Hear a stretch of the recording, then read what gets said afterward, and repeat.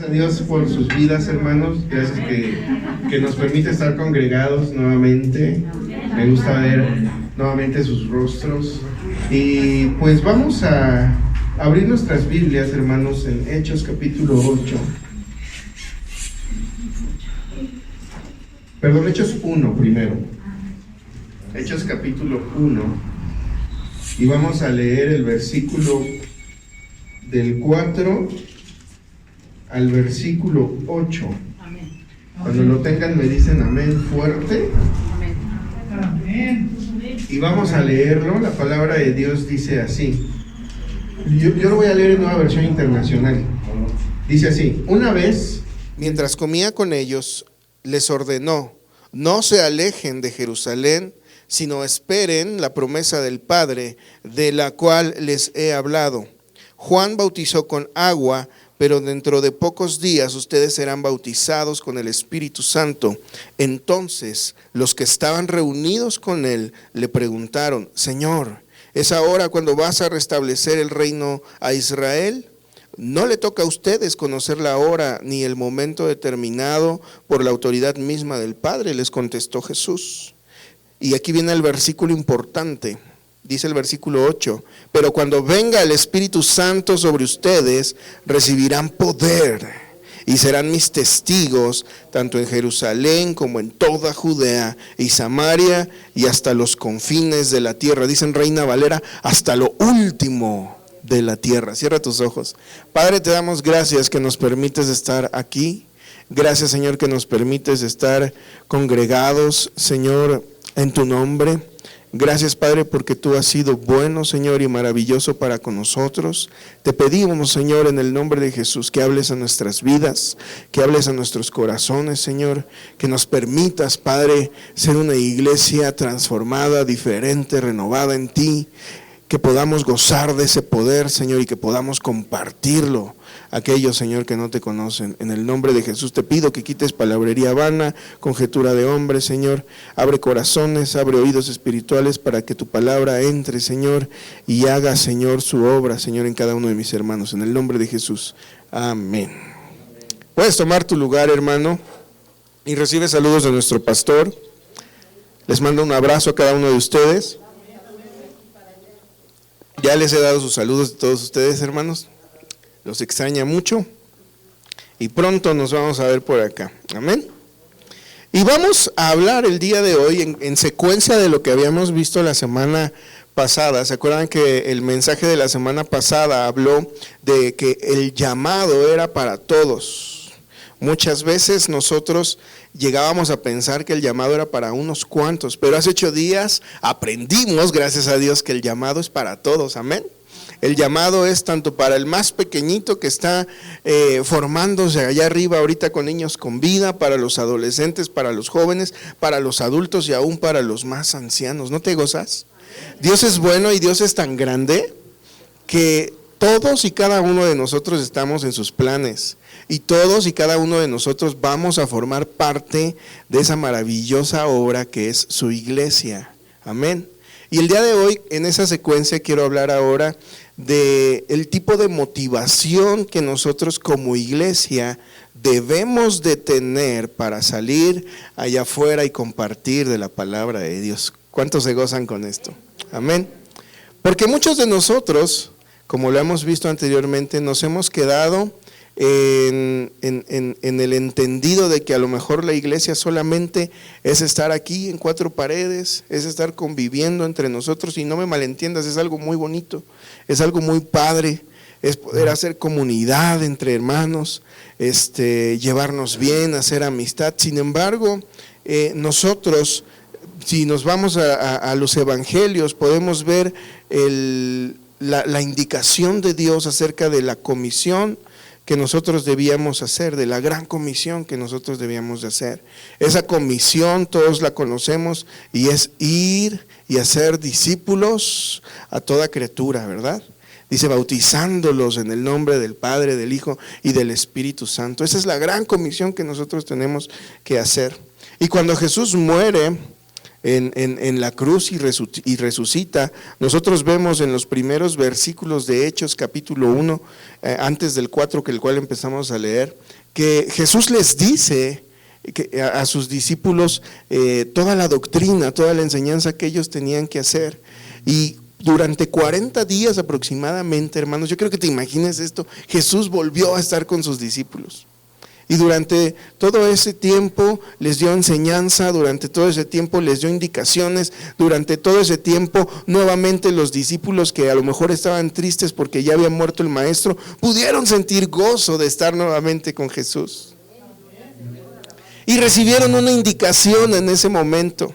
Y la indicación nosotros la vemos en el versículo 4 que acabamos de leer. Dice: no se alejen de Jerusalén, sino esperen la promesa del Padre, de la cual les he hablado.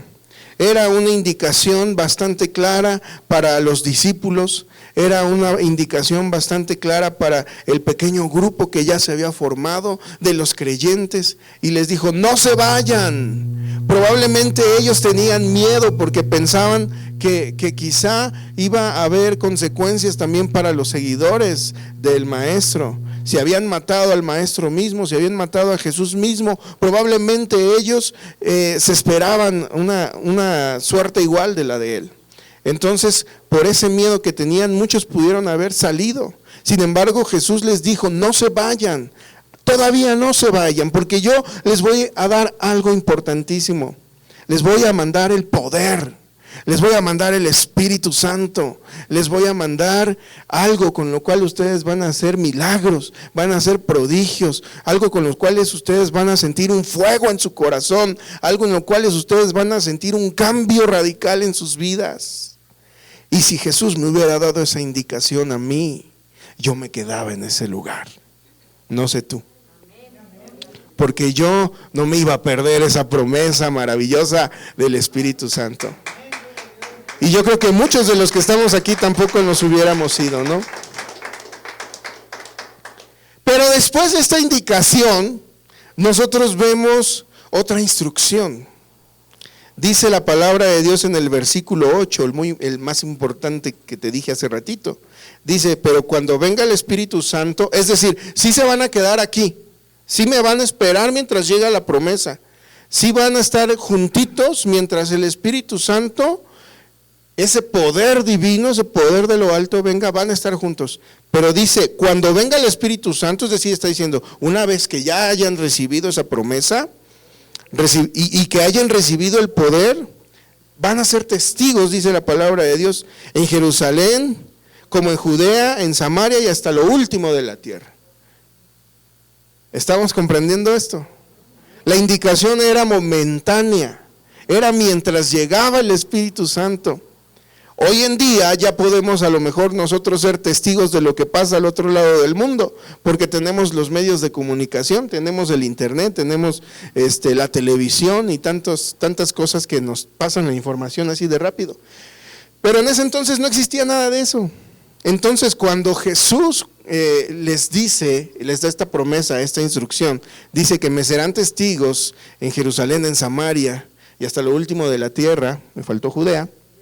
Les estaba diciendo implícitamente que tenían que salir, que tenían que ir, que tenían que moverse del lugar donde estaban. Es decir, la indicación de quedarse en ese lugar iba a quedar pausada para que ellos obedecieran la siguiente, que era ir y compartir a todos los que no le conocían. Sin embargo, la palabra de Dios nosotros vemos que era tan hermoso y era tan bonito esa convivencia, era tan padrísimo ese poder del Espíritu Santo. Muchas veces aquí en la iglesia hemos sentido ese poder, hemos sentido transformaciones en nuestras vidas, muchos de nosotros hemos sentido sanidades, hemos sido testigos de sanidades con otros hermanos, y es bonito estar conviviendo y todos juntos disfrutar de esa presencia. Sin embargo, al igual que a la iglesia primitiva, muchas veces a nosotros se nos olvida que nuestro trabajo y nuestra labor es hacia afuera. Dice la palabra de Dios en Hechos capítulo 2, versículo 41 al 44, dice: así pues, Los que recibieron su mensaje fueron bautizados y aquel día se unieron a la iglesia unas 3,000 personas. Yo quiero que te des cuenta de este resultado del poder del Espíritu Santo. Cuando hay señales, cuando hay evidencias del poder de Dios, cuando hay prodigios en la iglesia ¿qué pasa? Crece. La iglesia se multiplica. Insisto, no porque sea el fin de una iglesia el tener gran número de creyentes o ser una iglesia numerosa, sino el resultado de que realmente hagamos las cosas conforme a Dios le agradan, es esa, el que crezca la iglesia, el que personas que están allá afuera le conozcan. Sin embargo, estas personas seguían siendo solamente de Jerusalén, y se estaba gozando la iglesia y se estaba deleitando en el poder de Dios y estaban compartiendo, pero solamente ahí en su ciudad. Dice más adelante en el versículo 42, se mantenían firmes en la enseñanza de los apóstoles, en la comunión, en el partimiento del pan y en la oración. ¿Había unidad en la iglesia? Sí. ¿Había comunión en la iglesia? Sí. ¿Convivían unos con otros? Sí. ¿Se la pasaban bonito? Sí. Hermano, ¿cuánto nos falta a nosotros poder restaurar ese tipo de relación entre nosotros? Y lo digo muy seguido, porque realmente veo la necesidad de que nuevamente estrechemos esos lazos como iglesia, como hermanos, como amigos en Cristo. Yo me acuerdo que antes, cuando terminaban los servicios, se hacían las bolitas, y ¿qué onda? ¿Dónde nos vamos a comer, hermanos? No, pues a mi casa. No, pues mejor a la mía. Los que tenían más dinerito, no, pues vamos al restaurante, vamos a Las Palmas del Sur. Y así, ¿no? Pero siempre había como que esa comunión, y era bonito porque no eran los mismos siempre. A lo mejor si el hermano Perenganito comió con la familia del hermano fulanito, dentro de 8 días era diferente, ¿no? Se cambiaban y había esa convivencia. Y hermanos, necesitamos eso. Muchos de nosotros, con el pretexto de la pandemia, y con justa razón obviamente, pues hemos puesto ciertos límites, pero que los límites físicos, hermanos, no sean límites en nuestros corazones, que no pongamos barreras con los hermanos de al lado, con los hermanos de las otras misiones, hermanos. Recordemos que Casa de Dios es una iglesia que tiene varias iglesias hijas. ¿Cuántos de nosotros nos comunicamos con los hermanos de Tejupilco? Nos comunicamos con los hermanos de San Isidro, nos comunicamos con los hermanos de Estados Unidos, no sé si me pase otra, con los hermanos de San Luis. Pocos realmente somos los que tenemos esa comunión. Sin embargo, hermanos, debemos de restaurarlo. Ahora, vamos a lo que sigue. Dice la palabra de Dios en el versículo número 43, todos estaban asombrados por los muchos prodigios y señales que realizaban los apóstoles. Muchos de nosotros ya nos olvidamos de cómo es ver un milagro, de cómo es que Dios utilice tus manos para sanar enfermos. Yo le contaba apenas a una compañera del trabajo que cuando íbamos a orar al Seguro Social hace algunos años, yo me tocó entrar a una habitación de una paciente que traía una bolita aquí como por la llantita, una bolita así como una pelota de esponja. Y yo me acuerdo cómo entré y dimos un pequeño mensaje de la palabra de Dios, ya saben, cortito, y les pregunté, ¿ustedes creen que pueden ser sanados? Sí. ¿Ustedes creen que Dios tiene el poder para sanarlos? Sí. ¿Ustedes quieren ser sanadas? Sí. Pues voy a orar por ustedes. Y la señora me acuerdo que me dijo, pero tóquele, aquí está la bolita. Y puse mi mano en su bolita, hermano. No sé qué haya sido, pero sentía la bolita así como una pelota de esponja. Oré, hermano, por esta persona. Y yo sentí cómo esa bolita iba bajando, cómo esa bolita iba desapareciendo. Y fue algo totalmente maravilloso que nunca he vuelto a experimentar. Pero ahí yo me di cuenta que Dios tiene el poder para hacer milagros. Yo ahí me di cuenta que Dios tiene el poder para utilizar nuestras vidas. Dice en la palabra de Dios que Jesús nos dijo, no, aún cosas mayores que yo harán en mi nombre. Entonces, si Jesús hizo sanidades, nosotros podemos hacer sanidades. Si Jesús multiplicó el pan, nosotros podemos multiplicar el pan. Si Jesús sacó demonios de personas que estaban atormentadas por ellos, nosotros tenemos el poder para hacerlo. Amén. Y no solamente, dáselo fuerte para nuestro Señor.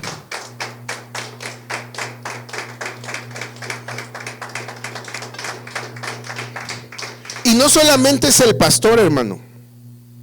No solamente son los hermanos líderes los que tienen ese poder. Y eso quiero que te lo quedes bien claro en tu mente. No solamente son los que están a cargo de una misión o de una obra. Dios nos ha capacitado, ¿a quiénes? Decíamos hace 8 días, a todos. Nos ha dado ese poder para hacer esas obras maravillosas. Esas obras increíbles, ese poder que Dios le prometió a su iglesia, ese Espíritu Santo, es el que está ahorita en nuestras vidas, es el que está ahorita moviéndose en nuestros corazones, hermano.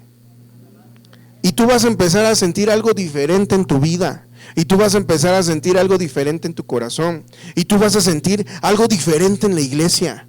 Tú vas a empezar a sentir, es que ya no es como antes, se empieza a sentir diferente, se empieza a sentir otra cosa en la iglesia. Y no te espantes, hermano, eso diferente es el poder del Espíritu Santo, que nuevamente va a abrazar nuestras vidas, que nuevamente va a abrazar nuestros corazones, que nuevamente va a cambiar y restaurar todo lo que a lo mejor nosotros en algún momento edificamos como barrera. Todo eso va a quedar derrumbado, va a quedar derribado.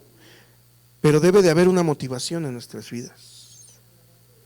La motivación que Jesús les había dado a su iglesia era ese poder del Espíritu Santo.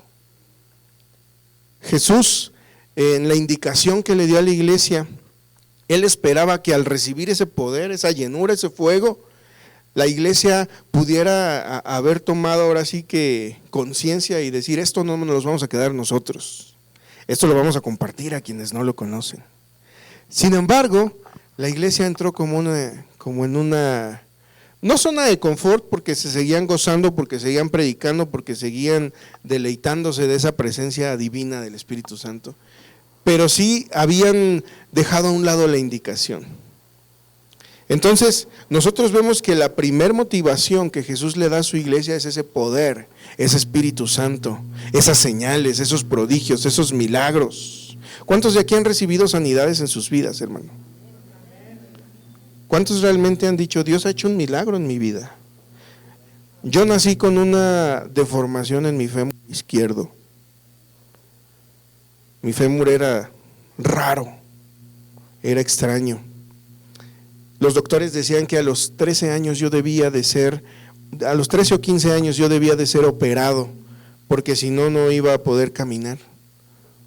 O si caminaba iba a lastimarme mucho. Y a mí me daba miedo, honestamente. Pero yo recuerdo que cuando conocimos del Señor junto con mi mamá, el Señor prometió que iba a sanarme. El Señor prometió que iba a restaurarme. Hermano, yo tengo el día de hoy 33 años, casi 34 en unos días. Y nunca me operaron porque el Señor me sanó. Y nunca me operaron porque Él hizo la obra en mi vida. Y puedo caminar normal, puedo correr, puedo brincar. Me caigo porque soy medio tontito a veces, pero no es cosa del fémur.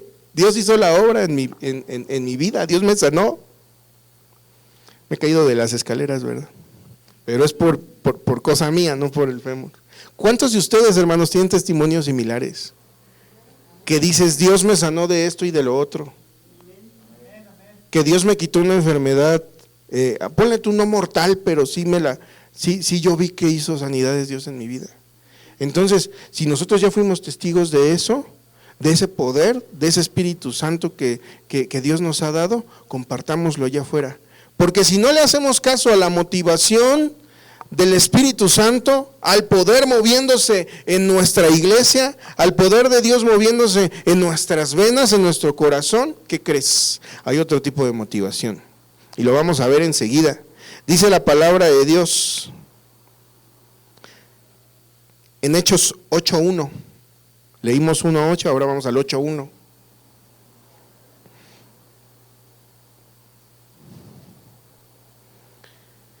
Dice, y Saulo estaba allí, aprobando la muerte de Esteban. Aquel día se desató una gran persecución contra la iglesia en Jerusalén, y todos excepto los apóstoles se dispersaron por las regiones de Judea y de Samaria. Ese poder del Espíritu Santo empezó a levantar a gente que hablara de la palabra de Dios, a gente que no se quedara callada, pero lamentablemente eran unos pocos, y la indicación había sido ¿para quiénes? Para todos. Y esos unos pocos, como es el caso de Esteban, vemos que es el primer mártir de la iglesia. Fue la primera persona asesinada por causa del evangelio. Y aquí nosotros vemos que después de esto está Saulo, el famoso Saulo de Tarso, que después se convertirá en el apóstol Pablo.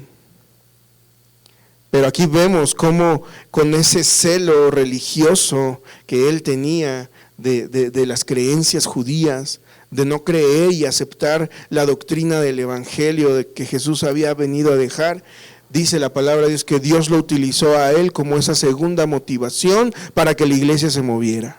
Y esa segunda motivación, hermano, fueron luchas, fueron pruebas, fueron persecuciones e incluso fueron muertes. Ahora yo te pregunto, ¿qué tipo de motivación quieres utilizar o quieres aceptar para hacer la obra de Dios? La motivación del poder del Espíritu Santo que fluye en tus venas, que fluye dentro de ti, o la motivación de las luchas y las pruebas, las cuales sí o sí vas a tener que compartir. Al final, Dios va a cumplir su obra. Al final vas a ser un instrumento que va a dar a conocer el poder de Dios allá afuera. Pero ¿cómo quieres accionar? ¿Cómo quieres ser motivado? ¿Por el poder del Espíritu Santo o por las dificultades, las pruebas, las luchas, las enfermedades o la persecución misma? Si tú me preguntas a mí, yo digo, Señor, yo acepto el Espíritu Santo con ese poder que tú me has dado. Yo voy y predico, yo voy y levanto, yo voy y digo, yo voy y doy testimonio allá afuera de lo que tú estás haciendo. Y a lo mejor si yo te lo pregunto también dices, no, pues yo también lo acepto de esa manera, ¿no? Pero muchas veces, como decíamos hace 8 días, sabemos lo que tenemos que hacer, pero no lo hacemos. Pero no ponemos acción. Entonces yo te quiero invitar, hermano, hermana, te quiero retar, te quiero desafiar de una manera sana a que tú puedas tomar ese reto. A que tú puedas decir, Señor, yo sí voy a ser un individuo motivado, no por la persecución, no por las luchas, sino por el poder de tu Espíritu Santo. Quizá tu corazón hoy en día se ha hecho un tanto duro. Quizá tu corazón a lo mejor no se siente motivado a hacer la obra que Dios nos ha llamado a hacer. Pero yo te invito en esta tarde, hermano, que tú puedas decir, Señor, perdóname, ablanda mi corazón, quiero aceptar tu voluntad, quiero ser motivado por el Espíritu Santo a seguir adelante. Esta iglesia primitiva, una vez que vieron las espadas, una vez que vieron los guardias, una vez que vieron al tan temido Saulo de Tarso andar movilizándose por toda Jerusalén, movilizándose por toda la ciudad, ellos no tuvieron otra más que huir, más que ser dispersados. Dice la palabra de Dios, aquel día se desató una gran persecución contra la iglesia en Jerusalén y todos, excepto los apóstoles, se dispersaron por las regiones de Judea y de Samaria. ¿Por dónde les había dicho Jesús que iban a ser testigos? Judea y Samaria, ¿no? ¿Y por dónde ahora estaban siendo dispersados con la persecución? Por Judea y por Samaria. Dime, ¿se estaba cumpliendo o no se estaba cumpliendo la obra? Y entonces no tenían de otra. Ya esto lo hemos escuchado muchas veces. Iban huyendo, iban siendo perseguidos, pero dentro de esas luchas y esas pruebas, esa persecución, ellos iban diciendo, ¿y por qué? A lo mejor alguno les preguntaba, ¿por qué corren? Lo que pasa es que Saulo de Tarso nos está persiguiendo porque somos cristianos. ¿Y qué tiene de malo ser cristiano? Lo que pasa es que Jesús vino, sanó y resucitó enfermos, murió y resucitó por nosotros y ahora quieren ir en contra de nosotros. ¿Cómo es eso? ¿A poco Dios puede sanar? Sí. Oye, yo estoy enfermo, a ver, ora por mí. Oraban por ellos y seguían corriendo. Pero al rato ese sanado, ¿qué? Era parte de la iglesia. Entonces, dáselo fuerte a Dios.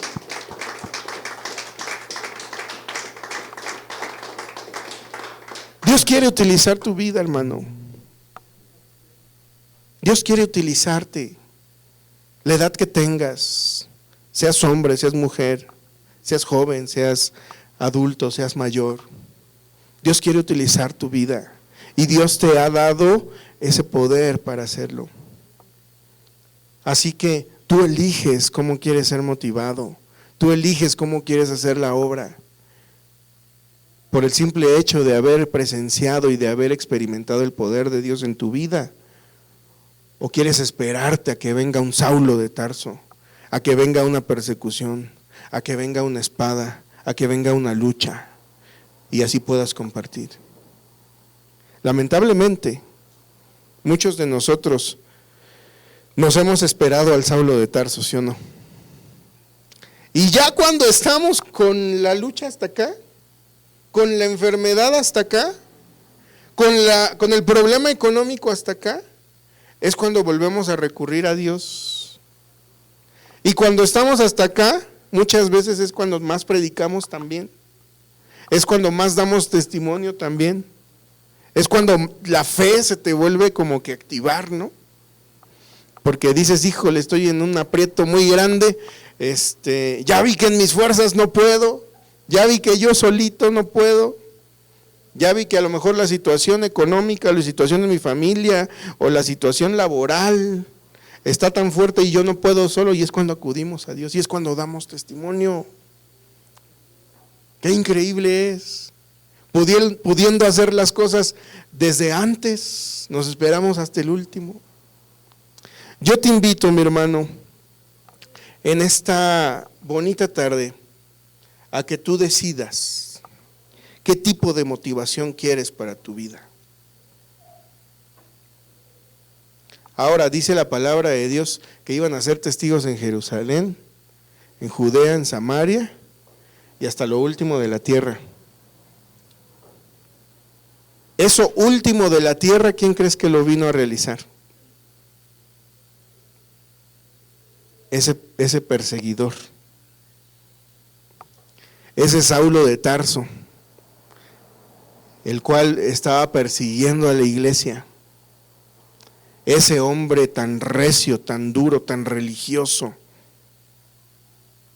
fue el que terminó cumpliendo la obra de Dios, fue el que terminó yendo a Europa, fue el que terminó yendo a Roma, fue el que terminó yendo a muchos países de Asia en cada uno de sus viajes misioneros. Y ese hombre rudo, iba a decir ruso, pero no, recio, rudo, duro, fue el que Dios utilizó para hacer su obra. Como te decía hace un ratito, a lo mejor Dios ha endurecido tu corazón, o tú has dejado que tu corazón se endurezca. Dios puede hacer la obra en tu vida. Y Dios puede utilizarte así como utilizó a Saulo de Tarso después, al apóstol Pablo, para dar ese mensaje no solamente en Jerusalén, sino más allá. Yo quiero que tú te acuerdes y tengas presente el llamado que Dios hizo a tu vida, el ministerio que Dios puso en tu corazón, aquellas cosas las cuales tú cuando llegaste a la iglesia dijiste, a mí me apasionaría hacer esto en la iglesia para Dios. Y a lo mejor después de cierto tiempo se te olvidó o lo hiciste y lo dejaste. Yo quiero que lo traigas a memoria, hermano. Y si todavía está viva esa llama, esa pasión, ese anhelo, ese deseo por hacer esa cosa específica para Dios, Hazlo, hermano. Acércate a quien te tengas que acercar. Acércate a los pastores, acércate a los encargados de los ministerios. Pero actívate nuevamente. Motívate nuevamente como individuo. Y si tú, hermano, te motivas como individuo y todos en conjunto aquí en iglesia nos motivamos, vamos en consecuencia y como resultado a ser una iglesia motivada, una iglesia movida, una iglesia que hace la obra de Dios y no por persecución, y no por lucha, y no por prueba, y no por angustia, no por espada, sino porque hemos sido testigos, hemos sido partícipes del poder maravilloso de Dios en nuestras vidas. Amén. La decisión es tuya. Ponte en pie, mi hermano.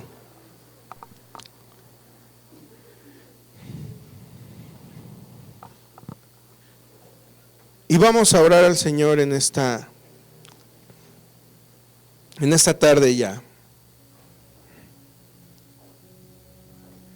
Ya hemos comprendido, puedes cerrar tus ojos. Ya hemos comprendido que el llamado es para todos. Ya hemos comprendido que no es para unos cuantos. Pero necesitamos activarnos, necesitamos movilizarnos. Y esa movilización la vamos a tener una de dos, porque decidiste hacerlo por ese poder del Espíritu Santo de Dios en tu vida, o porque en algún momento va a llegar ese Saulo, van a llegar esas luchas, van a llegar esas pruebas. Tú decides, hermano. Y vamos a orar al Señor en esta tarde. Padre, te damos gracias por el tiempo increíble que nos has dado. Toda tu palabra, Señor, ha sido inspirada para que nosotros podamos aprender algo, Señor. Nosotros aceptamos el llamado hace 8 días. Nosotros dijimos sí, Señor, a ese llamado que has puesto, Señor. Y hoy, Señor, una vez aceptado ese llamado, Señor, aceptamos el comenzar a movernos, aceptamos el comenzar a trabajar, aceptamos el comenzar a hacer tu obra, Señor, no interna, Señor, sino externa, con aquellos, Dios, que aún no te conocen, con aquellos, Señor, que necesitan de ti, Señor. Mira, Señor, cómo está el mundo, Señor, hoy en día, Señor, tan lastimado, Señor, por las enfermedades, tan lastimado, Señor, por tanto, Señor, malentendido, Señor, de la moral, dañado, Señor, por la violencia, Señor. Te rogamos, Padre, que podamos ser esa iglesia, la cual, Señor, pueda llevar, Señor, un mensaje de esperanza, Señor, a aquel que no lo tiene, Señor. Ayúdanos a comenzar, Señor, desde lo chiquito, Señor, desde nuestro entorno, desde nuestra colonia, desde nuestros vecinos, Padre. Y si todos trabajamos en conjunto, Señor, podremos ver, Señor, un municipio, un estado, un país transformado, Señor. Te ruego por cada una de las iglesias, Señor, de este país. Te ruego, Señor, por cada uno de los pastores, Señor, de esas iglesias, por cada uno de los congregantes de esas iglesias, Señor. Aviva, Señor, ese fuego del Espíritu Santo en cada uno de ellos, así como en nosotros, Padre, para que podamos trabajar, Señor, todos juntos, Padre, bajo la misma indicación, bajo la misma instrucción, Señor, de ir, Señor, y predicar el evangelio a toda criatura, Señor, bautizándolos en el nombre del Padre, del Hijo y del Espíritu Santo, Señor, en el nombre de Jesús. Amén.